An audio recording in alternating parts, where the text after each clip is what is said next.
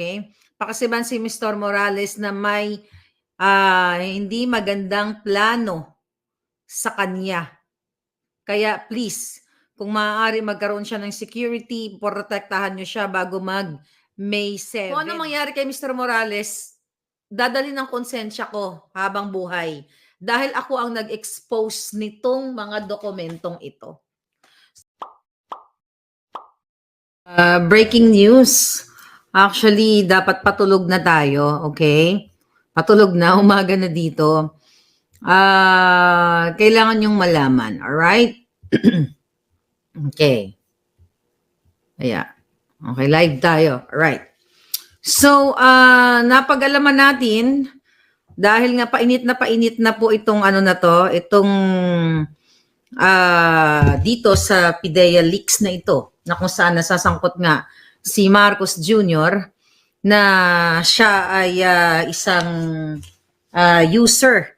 Okay, user, pulboronic, hindi lang user. Kasabwat pati mga manufacturer. Alright? So kung napapanood tayo ni Mr. Morales, actually breaking news at okay, babasahin ko lang yung message sa akin. Alright? Okay? Galing sa ating puting ahas. Alright, sabi dito, Miss Maharlika, Miss Maharlika, pakisabihan si Mr. Morales. Okay? Pakisabihan si Mr. Morales na may hindi magandang plano sa kanya. Kaya please, kung maaari magkaroon siya ng security, protektahan niyo siya bago mag-May 7. Or sana meron talagang, ayan, o sana meron talagang proteksyon ang gobyerno sa kanya. Dahil galing po ito sa, galing po ito dito sa isang puting ahas natin na concern dahil po galit na galit ang Malacanang dahil sa kanyang pagtestigo at pag-confirm ng pre-op at authority to op documents sa PIDEA. Right? At ang grupo nila Tambaluslos ay inatasan na rin pong sirain siya, ayan, inatasan na pong sirain ang kredibilidad, okay, ang kredibilidad ni former Agent Morales. So, kailangan nyo pong ipaalam sa taong bayan para alam kung ano ang plano ng mga ahas, actually, ng mga ahas dito. Alright? So, nakakalungkot mga palangga, pero dapat talagang pag-iingatin natin. Actually, may audio, pero kasi may audio sinend sa akin, pero hindi pwedeng iparinig kasi magkakaproblema. But ganun pa man, okay? Galit na galit ang mga ahas at galit na galit din si Lazo. Okay? Galit na galit si Lazo dito sa pangyayaring ito dahil mukhang hindi mukha talagang sila inalubog na sa kumunoy. Actually, the moment right now na nag-uulat ako sa inyo, nakahiga na ako ng bonggang-bongga, isinuot ko lang ulit tong outfit ko at di na ako nagsuklay kasi para malaman ninyo kung ano yung mga may itim na balak. Maaring ituloy nila o hindi, pero kailangan natin pag-ingatin si Mr. Jonathan Morales dahil niyanig niya ang buong sambayanan dahil sa pag-testify niya doon sa Senate. Kaya I hope the government, anong expect sa gobyerno?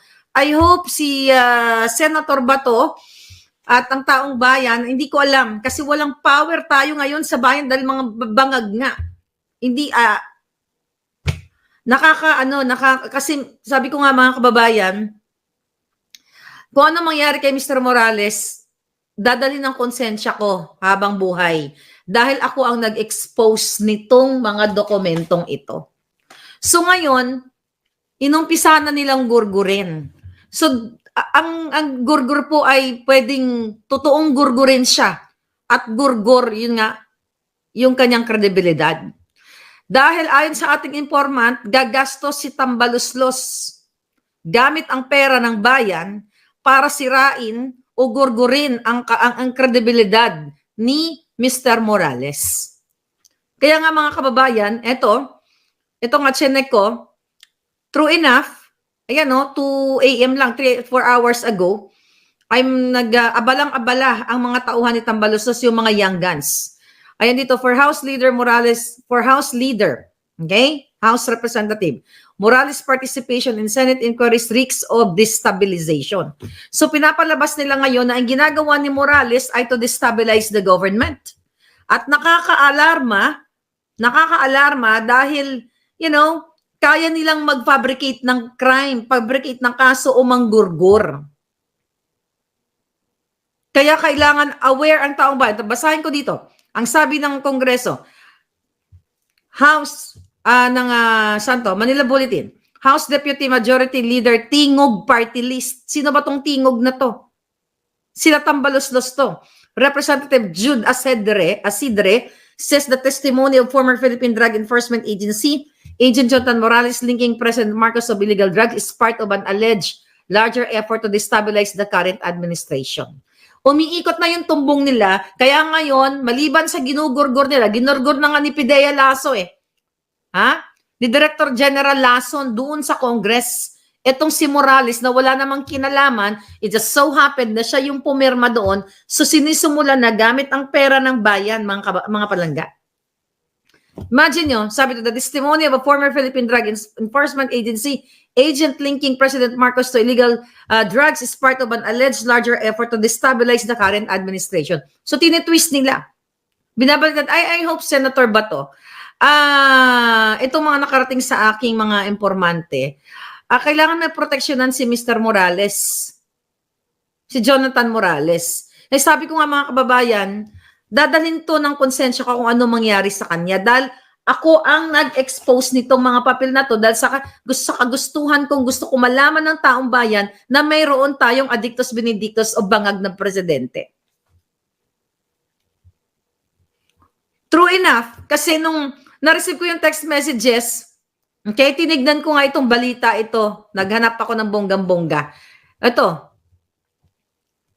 thus said House Deputy Majority Leader Tingog Party List Representative Jude Asidre, who in a press conference Thursday ba dyan sa Pilipinas, May 2 expressed utter bewilderment over why this PDEA agent in question, Jonathan Morales, was suddenly made part of Senate inquiry being led by Senator De La Rosa. Actually, napag-alaman ko pa na plano nilang harangin ang May 7. Plano nilang wag papuntahin o for whatever means na wag ituloy ang May 7 na Senate hearing.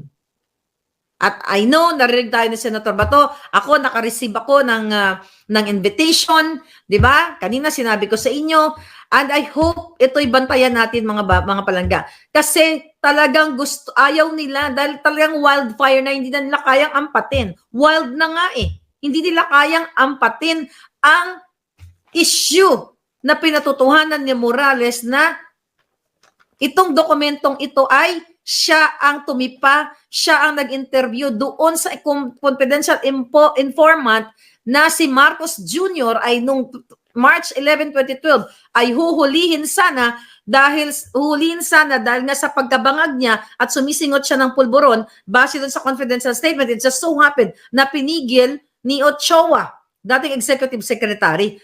At ngayon, ang mga may itim na budhi, planong gurgurin for whatever means, gurgurin literally or gurgurin ang